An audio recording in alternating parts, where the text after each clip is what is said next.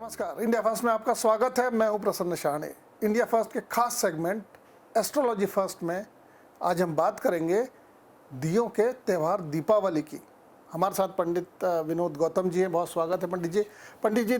बहुत बड़ा त्यौहार हमारे देश का माना जाता है, आध्यात्मिक तौर पे माना जाता है, साफ सफाई के तौर पे माना जाता है। बड़ा त्यौहार होता है हमारे धर्म का। तो ये 23 तारीख से शुरू हो रहा है, धनत्रयोदशी से शुरू हो रहा है। तो शुरुआत आप हमारे दर्शकों को ये बताएं कि धनत्रयोदशी का क्या मतलब है, क्या करना चाहिए, हमारे धार्मिक पद्धति से क्या होना चाहिए, क्योंकि आज के जो युवा पीढ़ी है वो भी जानना चाहती है कि हमारा सनातन धर्म क्या कहता है, किस तरह मनाएं। चूँकि जानकारी कम होती है इसलिए वो अपने अपने तरीके से मनाते हैं, लेकिन असली त्यौहार कैसे मनाया जाता है ये थोड़ा सा हमारे दर्शकों को ज़रूर बताया। पंचदिवसीय दीपोत्सव का जो त्योहार है ये व्रत, पर्व और त्योहार तीनों की श्रेणी में आता है। और ये 5 दिन तक चूंकि ये संस्कृति का पूरी तरह से आदान प्रदान होता है और इससे संस्कार प्राप्त होते हैं, इसलिए पृथ्वी पर आदिकाल से इस व्रत, पर्व और त्योहार को मनाया जाता है। रामचंद्र जी ने लंकाधिपति रावण पर विजय प्राप्त करके जब पुष्पक यान पर आरूढ़ होकर के और अयोध्या नगरी में प्रवेश किया था, उस समय पर माता लक्ष्मी के रूप में सीता जी का स्वागत करने के लिए घी के दीपक राजधानी के कोने कोने में जलाए गए थे। ऐसे में अयोध्या नगरी को दीप मल्लिका से सुशोभित किया गया था। उनके आगमन के लिए ये प्रथम दिवस जो धनत्रयोदशी का होता है, ये भी दीपावली के 2 दिन पहले मनाया जाता है। इस दिन भगवान धन्वंतरी जी प्रकट हुए थे और जो उनके पास पात्र था वो अक्षय पात्र था। अक्षय पात्र का कोई भी वस्तु उसमें रखी हुई कभी समाप्त नहीं होती है, इसीलिए अक्षय प्राप्त के रूप में सभी लोग अगर वास्तविक जो लोग जानते हैं तो अक्षय पात्र के रूप में कोई अन्न धन रखने का बर्तन खरीदते हैं। जैसे इस दिन तिजोरी इत्यादि खरीदते हैं तो उसके में रखा हुआ धन संपत्ति कभी क्षय नहीं होता, कभी खत्म नहीं होता। लोग आटे का डिब्बा ही खरीदते हैं, कभी आपके घर में आटे की कमी नहीं आएगी, उस डब्बे में रखा गया है, क्योंकि उस दिन खरीदा हुआ कोई भी वस्तु क्षय नहीं होती है, नष्ट नहीं होती, उसमें कोई भी चीज की कमी नहीं आ सकती है। वो अक्षय पात्र के रूप में माना जाता है। तो इस प्रकार से द्रव्य, दक्षिणा इत्यादि से संबंधित जितनी भी जो जरूरत की वस्तुएं हैं वो सब उस दिन खरीदी जाती हैं। और ये देवताओं का बनाया हुआ खरीदारी का महामुहूर्त है, सबसे बड़ा महामुहूर्त है, जो कि इसमें कोई विचारणीय तथ्य ऐसा नहीं है। लेकिन धन्वंतरी जी की कृपा पूरे वर्ष भर बनी रहे और धन की कमी हमारे परिवार में न रहे और हमको सुख, शांति और समृद्धि की प्राप्ति हो, यह कामना करके धनतेरस के दिन इसकी शुरुआत हो जाती है और महालक्ष्मी जी के आगमन के लिए लोग आतुर हो जाते हैं, अर्थात उनकी प्रतीक्षा करने लगते हैं। फिर लक्ष्मी पूजन भी एक दिन होता है, उसमें कुछ श्लोक वगैरह या आध्यात्मिक रूप से ऐसे कौन से मंत्र हैं जो अगर व्यक्ति जाप करे तो उसको उस बात की सिद्धि, उस चाह की सिद्धि हो जाती जो वो चाहता है? जी, देखा जाए तो दूसरे दिन साफ स्वच्छ होकर के और व्यक्ति कहते हैं कि नरक चतुर्दश और रूप चतुर्दश, अपने रूप में उपटन इत्यादि लगा करके रूप चतुर्दशी का त्योहार लेकर के, और जब प्रातः काल दीपावली का जिस दिन त्योहार होता है, दीपावली होती है अमावस्या के समय पर, तो कार्तिक उस समय पर हम अपने घर में संकल्पित होकर के माता लक्ष्मी जी का हम इंतजार करते हैं। और ऐसे में जो गृहस्थों के लिए जो विशेष मुहूर्त होते हैं तो उनके लिए प्रदोष काल का समय होता है, और जो व्यापारी वर्ग होते हैं उनके लिए पूजा के लिए अभिजित काल अर्थात दोपहर के 12 बजे के आसपास का समय होता है।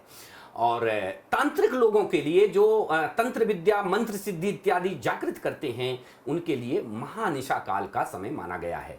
और महानिशा काल और दिवाली के दिन का जिस दिन से उस दिन से शुरुआत करते हैं और उनके वो मंत्र सिद्धि, तंत्र सिद्धि की जो परिकल्पना है वो साकार रूप लेती है एकादशी तक, 11 दिन तक, जब तक देवता जागृत होते हैं और उनको वरदान दे देते हैं।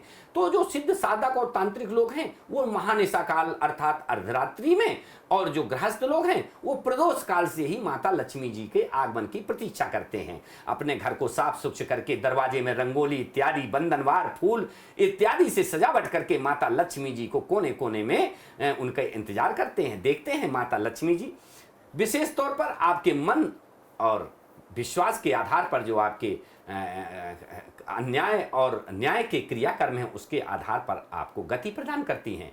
ऐसे में सभी लोग जब माता लक्ष्मी को प्रसन्न करते हैं तो सबसे पहले आदि गणेश की पूजा करते हैं।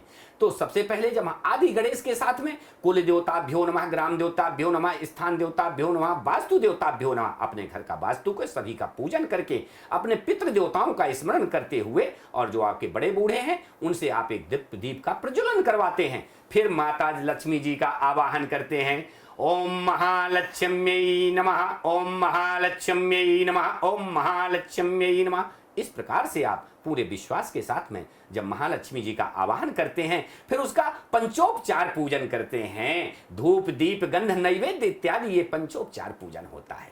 और खोटसोपचार पूजन अगर आप करते हैं तो और अच्छा है, उसमें किसी आप ब्राह्मण की सहायता ले सकते हैं। वैदिक पद्धति के अनुसार खोटसोपचार मंत्रों के द्वारा और महालक्ष्मी जी की पूजा करवा सकते हैं। तो खोटसोपचार, पंचोपचार, दसोपचार इत्यादि से पूजन करके घर के जो वयोवृद्ध किसी विशेष प्रधान व्यक्ति ने आपके यहाँ दीप प्रज्वलन किया है, जो प्रधान दीपक है, उस दीपक की ज्योति से ज्योति मिला करके और अन्य दीप मल्लिका दीपों की माला तैयार करनी चाहिए और अपने गणेश लक्ष्मी और कुल देवताओं जो आपकी गज लक्ष्मी है जो हाथी पर सवार है, ऐसी लक्ष्मियों के ऊपर उनको जो है तो विराजमान करना चाहिए। उनके चारों तरफ दीप मल्लिका, दीपों की मालाएं उनको पहनानी चाहिए।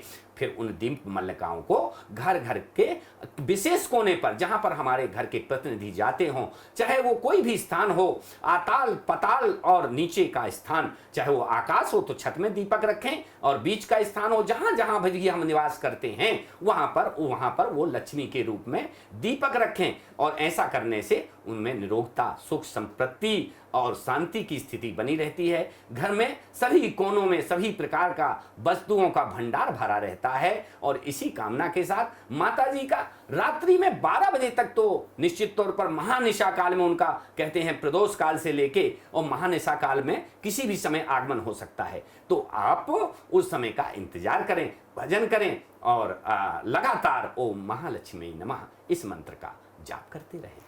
पंडित जी, अभी सूर्य ग्रहण और एक दो ग्रहण आने की भी बात हो रही है, मीडिया में आ रहा है। तो ग्रहण क्या आम आदमी के जीवन में क्या उथल पुथल मचाएंगे या उसको फायदा मिलेगा? बड़ा शंका है आम जनता के मन में इस बात को लेकर, तो आप थोड़ा सा उसको बताएं। जी, ये देखा जाए तो ये ग्रहण 28 साल बाद दीपावली के दिन आ रहा है। 28 साल बाद दीपावली, चूंकि अमावस्या, दीपावली की अमावस्या को, इसीलिए जो दीपावली का जो पूजा है वो सोमवार को 24 तारीख को ग्रहण के सूतक के प्रारंभ ही समाप्त हो जाएगी। अर्थात ग्रहण का जो सूतक है वो 24 तारीख को रात्रि में महानिशा काल की पूजा के पश्चात 4 बजे के बाद सूतक प्रारंभ होगा। और 25 तारीख को चूंकि ग्रहण होने के कारण जो हमारा उसका गोवर्धन पूजा का त्योहार है वो एक दिन दूसरे दिन अर्थात मंगलवार को ना होकर के बुधवार को होगा।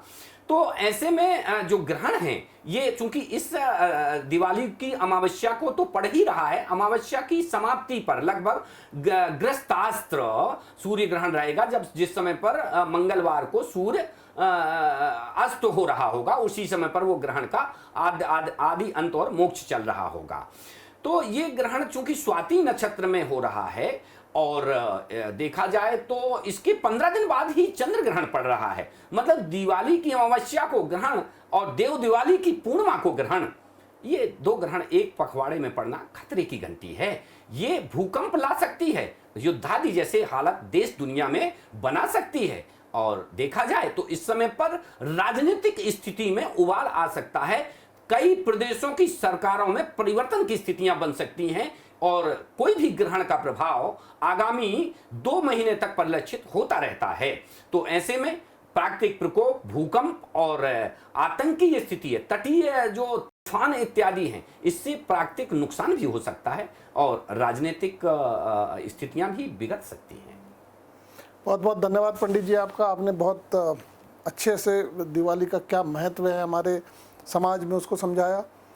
आप भी उत्साह के साथ, खुशी के साथ, पूरी तैयारी के साथ ये वातावरण ये दिवाली मनाएं, लेकिन ध्यान रखें कि फटाके उतने ही फोड़ें जितने ज़रूरी हों, क्योंकि जिस तरह से हमारी एयर क्वालिटी ख़राब हो रही है, जिस तरह से हमारा वातावरण ख़राब हो रहा है, वो आगे आने वाले समय में हम सबको नुकसान देगा। लेकिन बावजूद इसके आप सभी को दीपावली की बहुत बहुत शुभकामनाएं हमारे इंडिया फर्स्ट परिवार की तरफ से। बहुत खुश रहें लेकिन सुरक्षित रहें।